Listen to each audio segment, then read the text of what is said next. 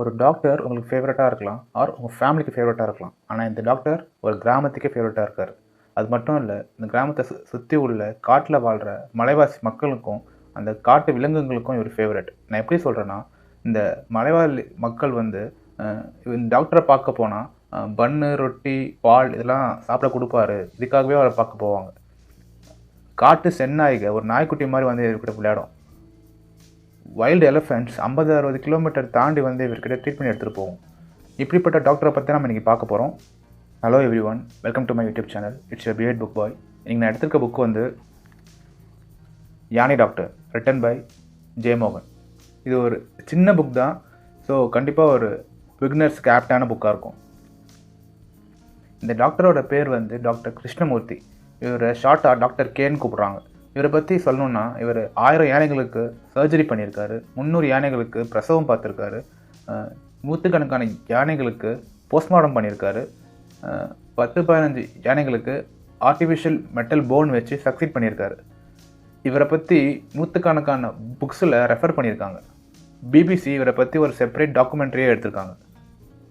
World ஃபுல்லாக யானைகளை பற்றி ஏதாச்சும் டவுட்டுன்னா இவரை தான் காண்டாக்ட் பண்ணுவாங்க. இவர் எழுதி வச்ச டாக்குமெண்டேஷன்ஸ் தான் இன்ன வரைக்கும் இந்தியாவில் யானைகளை பராமரிக்கிறதுக்கு யூஸ் பண்ணிகிட்டு இருக்காங்க. இந்த டாக்குமெண்ட்ரியை பேஸாக வச்சு தான் ரைனோசரஸ்க்கும் மெயின்டெனன்ஸ் ப்ரோட்டோக்கால் ரெடி பண்ணியிருக்காங்க. யானைகளுக்கான நிறைய ஸ்கீம்ஸ் வந்து இவர் கவர்மெண்ட்டுக்கு சஜஸ்ட் பண்ணியிருக்காரு. சச்சஸ் யானைகளை வந்து கோவிலில் வச்சு வளர்க்கக்கூடாது, அதுங்களை வச்சு பிச்சை எடுக்கக்கூடாது. இதெல்லாம் வந்து ரொம்பவே அபத்தமான விஷயம். ஏன்னா யானைங்க வந்து ஒரு காட்டு விலங்குங்க, அது வந்து காட்டில் தான் வாழணும். அதுங்களை வீட்டில் வச்சு வளர்க்கவே முடியாது. ஏன்னா யானைங்க வந்து ஒரு குரூப்பாக வாழ்கிற அனிமல்ஸ். ப்ளஸ் அதுக்கான ஃபுட்டு வந்து கண்டிப்பாக கோவில்லையோ வீட்லேயோ ப்ரொவைட் பண்ண முடியாது. அதனால் அது வந்து டிப்ரெஷன் ஸ்டேட்டுக்கு கூட போகலாம், இல்லை வைல்டாக மாறலாம். எய்தர்வே இது வந்து யானைகளுக்கு ரொம்பவே ஆபத்தான விஷயம். இதை ரெக்கவர் பண்ணுறதுக்கு அட்லீஸ்ட் வருஷத்தில் ஒரு தடவையாச்சும் யானைகளை வந்து ஒரு முகாம் க்ரியேட் பண்ணி அதுங்களை காட்டில் ஃப்ரீயாக உலாவ விட்டால் மேபி அது ஃபிசிக்கலாகவும் மென்டலாகவும் ரிக்கவர் ஆகலாம் அப்படின்னு சொல்கிறாரு. ஒரு ஃபாரஸ்ட் ஆஃபீஸரோட பாயிண்ட் ஆஃப் வியூவில் தான் இந்த புக்கை ஃபுல்லாக நரேட் பண்ணுறாங்க. இந்த ஃபாரஸ்ட் ஆஃபீஸர் வந்து எந்த ஒரு ஃபாரஸ்ட் எக்ஸ்பீரியன்ஸும் இல்லாமல் டைரெக்டாக ஒரு மெரிட்டில் இந்த போஸ்டிங்க்கு வந்துடுறாரு. இவர் வந்து கொஞ்ச நாள்லேயே டாக்டர் கேவை பற்றி கேள்விப்படுறாரு. லைக் எங்கே பார்த்தாலும் இவரை பற்றின பேச்சு அடிப்படுது. ஸோ இவர் யாருன்னு ஒரு க்யூரியாசிட்டி இவருக்கு ஆட்டோமேட்டிக்காக ஃபார்ம் ஆகுது. ஒரு நாள் காலை 6 மணிக்கு இவர் கால் வருது, மலை அடிவாரத்தில் யானை ஒன்று செத்து கிடக்கு, சீனியர் ஆஃபீஸர்ஸ்லாம் வந்திருக்காங்க, நீங்கள் வாங்க அப்படின்னு அவங்க இவரை கூப்பிட்றாங்க. இவரும் அடித்து பிடிச்சி காலைல ஜீப்பில் கிளம்பி அந்த இடத்துக்கு போகிறாரு. அங்கே பார்த்தா ஒரு கருப்பு உருவம் இருக்குது. அதுக்கு மேலே ஒருத்தர் நின்று எதுவும் பண்ணிக்கிட்டு இருக்காரு. கீழே ஃபுல்லாக அரிசியாக செதறி கிடக்கிற மாதிரி இருக்குது. ஒரே பேட் ஸ்மெல். அது கிட்ட போகவே முடியல. அதெல்லாம் குடலை புரட்டு வாந்தி வருது. எப்படியாச்சும் கிட்ட போகணுன்னு சொல்லி ஒரு கர்ச்சிஃபில் கெமிக்கலை ஊற்றிக்கிட்டு அந்த பேட் ஸ்மெல்லை சப்ரஸ் பண்ணிவிட்டு அவர் உள்ளே கிட்ட போகிறாரு. கிட்ட போய் பார்க்கும்போது தான் பார்க்குறாரு, அந்த கருப்பு உருவம் வந்து அழுகிக்கிட்டு இருக்க ஒரு செத்த யானை. அதுக்கு சென்டராக நிற்கிறவர் வந்து டாக்டர் கே. அந்த யானையோட வயத்தை கிழித்து போஸ்ட்மார்ட்டம் பண்ணிகிட்ருக்காரு. ஏதோ ஒரு நோட் எடுத்துகிட்ருக்காரு. ஒரே பிளட்டு, சகதி, யானையோட சாணம் அதுக்கு நடுவில் நிற்கிறாரு. சுற்றி வந்து ஒரு அரிசி கொட்டி கிடைக்கிற மாதிரி இருந்ததில் அதெல்லாம் வந்து அரிசி கிடையாது, அதெல்லாம் வந்து புழுக்கள்னு பார்க்குறாரு. அந்த புழுக்கள்லாம் வந்து கொஞ்சம் கொஞ்சமாக டாக்டர் கே கை காலெல்லாம் அது ஏற ட்ரை பண்ணது. அவர் தட்டி விட்டுட்டு அவர் வேலையை பார்த்துட்ருக்காரு. இந்த காட்சியை பார்த்த உடனே ஃபாரஸ்ட் ஆஃபீஸருக்கு ஒரு டிஸ்கஸ்ட், ஒரு ஹேட்ரெட் ஸ்ப்ரெட் ஆகுது. அப்படியே அவர் அன்கான்ஷியஸ் ஆகி மயக்கம் போட்டு கீழே விழுந்துடுறாரு. அவரை வீட்டுக்கு தூக்கிட்டு போயிடுறாங்க. அவர் மயக்கம் தெளிஞ்சு கான்ஷியஸ்க்கு வந்து பார்க்குறாரு. அவர் சுற்றி பார்த்தா அவரோட உலகமே ஒரே புழுக்களாக தெரியுது. அவர் எங்கே பார்த்தாலும், சாப்பாடு பார்த்தாலும் சரி, காஃபி குடிக்க பார்த்தாலும் சரி, எல்லா இடத்துலையும் ஒரு புழுக்கள் இருக்கிற மாதிரி அவருக்கு ஹாலுசினேஷன் ஆகுது. அவரால் தூங்கவும் முடியல. அவர் தூங்க போனாலும் கனவுலேயும் வந்து அவருக்கு புழு தான் வருது. அவருக்கு ஒரு ஃபோபியா மாதிரி அது கிரியேட் ஆகிடுது. இந்த வேலையும் வேணாம், ஒன்றும் வேணாம், ஊருக்கே போயிடலான்ற அளவுக்கு அவருக்கு அந்த ஃபோபியா கிரியேட் ஆகிடுச்சு. இப்படியே கொஞ்ச நாள் அவருக்கு போயிட்டுருக்கு. ஒரு நாள் ஒரு காட்டு அரிப்பு செடி வந்து அவர் மேலே பட்டு அலர்ஜி ஆகிடுது. அந்த அலர்ஜியை ட்ரீட் பண்ணுறதுக்காக டாக்டர் கே பார்க்க போகிறாரு. இதுதான் வந்து ஃபர்ஸ்ட் டைம் 2 பேரும் இன்ட்ராக்ட் பண்ண போகிறாங்க. டாக்டர் கேக்கிட்ட போய் இந்த மாதிரி ஒரு அரிப்பு செடி பட்டுருச்சு, இதை ட்ரீட் பண்ணுங்கன்னு கேட்குறாரு. டாக்டர் என்ன சொல்கிறாருன்னா, இதை நீங்கள் சொரியாமல் சும்மா இருந்தாலே 1 மணி நேரத்தில் சரியாயிடும், இதுக்கு தனியாக உங்களுக்கு மெடிசன் போட தேவையில்லை அப்படின்னு சொல்கிறாரு. மனுஷங்களுக்கு வந்து ரொம்ப கம்ஃபர்ட்டாக, ரொம்ப கோஸியாக இருந்தே அவங்களுக்கு பழகி போச்சு. ஒரு சின்ன பெயினோ இல்லை சின்ன எரிச்சலோ அவங்களுக்கு வந்தோடனே அதை உடனே சரி பண்ணணும்னு ஒரு ரெமெடி எதிர்பார்க்குறாங்க. அந்த மாதிரி இருக்கக்கூடாது. பெயின் வந்து ஒரு பார்ட் ஆஃப் லைஃப்னு அவங்களுக்கு வந்து புரியணும். லைக் அனிமல்ஸ்லாம் வந்து அது ரொம்ப நல்லாவே தெரிஞ்சு வச்சுருக்குங்க. லைக் மாடு வந்து ஒரு பிரசவிக்கும்போது கூட அது பெருசா ஒரு சத்தம் கூட போடாது. இதே யானை வந்து இன்னும் பயங்கரமான எக்ஸ்ட்ரீமுக்கு போகும். லைக் அதோட பெயின் டாலரன்ஸ் எப்படி இருக்கும்னா, நீங்க அத பெர்மிட் பண்ணா ஒரு சர்ஜரியே பண்ணலாம் வித்தவுட் அனஸ்தீசியா. அந்த அளவுக்கு அது வந்து வலி தாங்கிக்கும். ஃபர்ஸ்ட் உங்களுக்கு ஒரு பெயின் வருதுன்னா, அத வந்து நீங்க அனலைஸ் பண்ணுங்க. அது எப்படி காஸ் ஆயிருக்கு? அது ஏன் உங்களுக்கு வலிக்குது? அது எப்படி உங்க பாடி ரியாக்ட் பண்ணுதுன்னு அத நீங்க உத்து கவனிச்சாலே பெயின் பாதி போயிடும் அப்படின்னு சொல்றாரு. ஆஃபீஸருக்கும் அது ரியாலிட்டி ஹிட் ஆகுது. ஆமா, நீங்க சொல்றது வந்து உண்மைதான் அப்படின்னு அவருக்கு வந்து புரியுது. 2 பேரும் இன்ட்ரெஸ்டிங்காக நிறைய டாபிக்ஸை பற்றி பேசிகிட்டு இருக்காங்க. அப்போது டாக்டர் கே வந்து போய் காஃபி போட போகிறாரு. ஆஃபீஸர் வந்து இந்த டாக்டர் கே பற்றி இமேஜின் பண்ணுறாரு. இவர் வந்து 24 ஹவர்ஸுமே அனிமல்ஸு, பாக்டீரியா இதுக்குள்ள கூட தான் இருக்காரு. இவர் எப்படி இவ்வளோ க்ளீனாக இருக்க முடியும் அப்படின்னு ஒரு சைடில் திங்க் பண்ணுறாரு. இன்னொரு சைடில் வந்து சேச்சா இவர் doctor knows what is doing, அவர் வந்து எல்லா ப்ரிகாஷனும் எடுத்துகிட்டு க்ளீனாக தான் இருப்பார் அப்படின்னு இன்னொரு சைடு யோசிக்கிறாரு. இதுக்கு நடுவில் அவர் வந்து காஃபி கொண்டு வராரு டாக்டர். ஆஃபீஸருக்கு காஃபியை பார்த்தோன்னே அந்த புழு ஃபோபியா வந்துடுது. அகைன் அந்த ஒரு டிஸ்கம்ஃபர்ட் ஸ்டேஜுக்கு போகிறாரு. இதை வந்து டாக்டர் கே நோட்டீஸ் பண்ணுறாரு. ஆமாம்ல, நீங்கள் அன்றைக்கி மயக்கம் போட்டு விழுந்தீங்களே, என்ன ஆச்சு அப்படின்னு கேட்குறாரு. இல்லை, இந்த இந்த புழுக்கள்லாம் பார்த்தா எனக்கு வந்து ஒரே எரிச்சலாக ஒரு அருவருப்பாக இருக்குது அப்படின்னு சொல்கிறாரு. நீங்கள் ஏன் ஒரு புழுவாக பார்க்குறீங்க? அது ஒரு குழந்தைங்களாம் பாருங்கள். அப்படி பார்த்தா உங்களுக்கு அது மேலே ஒரு வெறுப்பு தோணாது. ஏன்னா அந்த புழு எதுவுமே நம்மளை ஹார்ம் பண்ணுறதில்ல, ஹர்ட் பண்ணுறதும் இல்லை. நம்ம தான் அதை வந்து அடிக்கிறோம், சாகடிக்கிறோம். ஸோ நீங்கள் உங்கள் பாயிண்ட் ஆஃப் வியூ எப்படி பாருங்கள், உங்களுக்கு அது ரொம்ப யூஸ்ஃபுல்லாக இருக்கும் அப்படின்னு சொல்கிறாரு. இது கேட்ட ஃபாரஸ்ட் ஆஃபீஸருக்கு வந்து ஒரு இவ்வளோ பெரிய விஸ்டமாக இவர் சாதாரணமாக சொல்கிறாரு இந்த டாக்டரு. ஸோ இதனால தான் இந்த டாக்டரை பற்றி இந்த ஊர் ஃபுல்லாக நல்லா பெருமையாக பேசுகிறாங்க. இவர் அந்த அளவுக்கு கரெக்டான ஆள் தான் அவர் உள்ளே ஃபீல் பண்ணுறாரு. ஃபாரஸ்ட் ஆஃபீஸருக்கு டாக்டர் ரொம்ப பிடிச்சி போயிடுது. அவரை அடிக்கடி மீட் பண்ணுறாரு, அவருக்கு ஹெல்ப் பண்ணுறாரு, அவர் கூடவே ட்ராவல் பண்ண ஆரம்பிச்சிட்டாரு.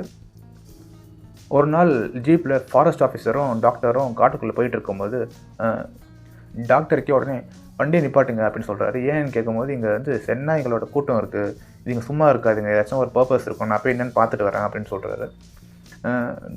ஃபாரஸ்ட் ஆஃபீஸர் வந்து இல்லை சென்னாய்கள் வந்து ஹைலி டேஞ்சரஸ் அனிமல்ஸ், தனியாக போகாதீங்கன்னு சொல்கிறாரு.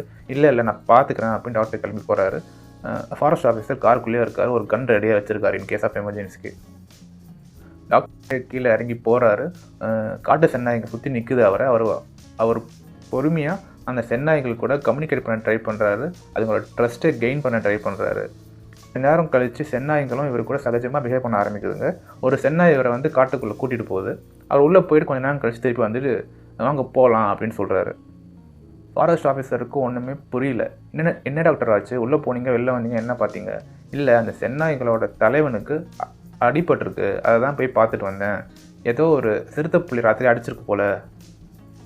அப்போ வாங்க டாக்டர் போய் அதை ட்ரீட் பண்ணலாம் அப்படின்னு சொல்கிறாங்க. காட்டு விலங்குகள்லாம் ட்ரீட் பண்ணணுன்னா சிட்டியில் இருக்கிற மாதிரி காட்டுக்குள்ளேயும் எவ்ரி 3 கிலோமீட்டர்ஸ்க்கு ஒரு ஹாஸ்பிட்டல்லாம் கட்டணும் அப்படின்னு சொல்லி ஃபன்னியாக சிரிச்சிட்டு இருந்தார். நான் பார்க்க போனதுக்கான ரீசன் 2 தான். புதுசாக ஏதாச்சும் தொற்று நோய் வந்திருக்கான்னு பார்க்க போனேன், இல்லைனா இது வந்து மேன்மேடு இன்சிடெண்ட்டான்னு செக் பண்ண போயிருந்தேன். இது 2ம் இல்லைன்னா நான் வந்து இந்த காட்டு லைஃப்பில் இன்டர்ஃபியர் ஆக மாட்டேன். அதுங்களே அதுங்க ரெக்கவர் பண்ணிக்கும். சென்னாய்களோட தலைவனுக்கு வந்து முன்ன மாதிரி செயல்பட முடியாது. ஸோ அது இனிமேல் தலைவனாக இருக்காது. ஒரு நாய் என்னை உள்ளே கூட்டிகிட்டு போச்சுல, அந்த நாய் தான் தலைவனாக இருக்கும். மனுஷங்க மாதிரி கிடையாது, காட்டுக்குள்ளே தகுதி இல்லாதவங்க தலைவனாக இருக்க முடியாது அப்படின்னு சொல்கிறாரு. மனுஷங்களால் எந்த மாதிரி விபத்து நடக்குது டாக்டர்னு கேட்குறாரு. மனுஷங்க வந்து டூரிஸ்ட் சிட்டிக்குள்ளே வந்து இங்கே வரவங்க காரில் ஃபுல் சவுண்டு வச்சுட்டு அவங்க சாப்பிட்ற ஜங்க் ஃபுட்ஸ், ஃப்ரைட் ஃபுட்ஸ்லாம் சாப்பிட்டு இங்கே தூக்கி போட்டு போயிடுறாங்க. இதெல்லாம் வந்து காட்டை ரொம்பவே பொல்யூட் பண்ணுது. மான்களை பார்த்தா கல்லெத்தை அடிக்கிறாங்க. குரங்குகளுக்கு கொய்யா பழத்தில் மிளகாப்பொடி போட்டு கொடுக்குறாங்க. மலை மேலே ஏறி நின்றுட்டு அசிங்கமாக பேசி அதோட எக்கோவை பார்த்து ரசிக்கிறாங்க. இந்த மாதிரி பண்ணுறவங்களெல்லாம் பார்த்தா நான் கட்டி வச்சு அடிச்சிருக்கேன். அப்பயும் இவங்கெல்லாம் வந்து திருந்த மாட்டுறாங்க. இதெல்லாம் பண்ணுறது வந்து ஒரு அன்எஜுகேட்டட் பீப்புள் கிடையாது. சிட்டிக்குள்ளே ஐஏஎஸ், ஐபிஎஸ், இன்ஜினியர், கார்ப்பரேட்டில் ஒர்க் பண்ணுற லேக்ஸ் அண்ட் லேக்ஸில் ஏர்ன் பண்ணுற சோ கால் சிவிலைஸ் பீப்புள் தான் காட்டில் வந்துட்டு குடிச்சிட்டு பீர் பாட்டிலை மரத்து மேலே தூக்கி போட்டு போயிடுறாங்க. இந்த உடஞ்ச பீர் பாட்டில் வந்து மரத்துக்கு கீழே ஓய்வெடுக்க வர யானையோட பாதத்தில் குத்திடுது. யானையோட பாதம் வந்து ரொம்பவே சாஃப்டாக இருக்கும். லைக் மணலில் செஞ்ச முட்டை ஓடு மாதிரி இருக்கும். இந்த கிளாஸ் குத்தி அதோட வெயிட்டுக்கு ஃபுல்லாக உள்ளே போயிடும். உள்ளே போய் சீல் வச்சு யானையால் நடக்கவே முடியாமல் ஆகிடும். யானையோட பேசிக் ஹேபிச்சுவல் வந்து ஒரு நாளைக்கு 200 கிலோ சாப்பிட்றது, 30 லிட்டர் தண்ணி குடிக்கிறது. இதுக்கு வந்து அட்லீஸ்ட் ஒரு 50-60 கிலோமீட்டர் ஆச்சும் அது நடக்கணும். இந்த மாதிரி கிளாஸ் குத்தி அது நடக்க முடியாமல் ஆகிறதுனால சாப்பாடு இல்லாமல் அங்கேயே நின்று செத்து போயிடுது. இந்த யானையோட சாவு வந்து அந்த யானையோட கூட்டத்தையே பாதிக்குது. ஒரு சின்ன கிளாஸ் வாட்டரால் காட்டுக்குள்ளே இவ்வளோ பெரிய இம்பேக்ட் ஆகுது. ஒரு நாள் வந்து முதுமலையில் ஒரு யானையை ட்ரீட் பண்ணணும்னு சொல்லி டாக்டரை கூப்பிட்றாங்க. டாக்டரும் ஃபாரஸ்ட் ஆஃபீஸரும் முதுமலைக்கு ஜீப்பில் போகிறாங்க. அங்கே ஒரு யானை கூட்டத்துக்கு நடுவில் இருக்க ஒரு யானைக்கு தான் ட்ரீட் பண்ணணும். டாக்டர் தனியாக இறங்கி போய் கிட்ட போய் அந்த யானைங்க கூட கம்யூனிகேட் பண்ண ட்ரை பண்ணுறாரு. அதுங்களோட ட்ரஸ்ட்டை கெயின் பண்ணுறாரு. அதை வந்து அழகாக ஹேண்டில் பண்ணி ட்ரீட் பண்ண வேண்டிய யானையை தனியாக கூட்டிகிட்டு வந்து அதுக்கு ட்ரீட்மெண்ட் பண்ண ஸ்டார்ட் பண்ணுறாரு. அப்படி ட்ரீட்மெண்ட் பண்ணும்போது கூட அந்த யானை கூட்டம் இவரையே ஒத்து பார்த்துட்டு இருக்கு. அவர் என்ன பண்ணுறாரு, இவர் நமக்கு நல்லது தான் பண்ணுறாரா இல்லையான்னு பார்த்துட்ருக்கு. ஒரு யானை கூட்டம் பர்மிட் பண்ணால் தான் அது கூட்டத்துக்குள்ளே போய் நம்ம ட்ரீட் பண்ண முடியும். ஆனால் இந்த டாக்டர் வந்து அதை வந்து ரொம்பவே ஈஸியாக பண்ணுறாரு.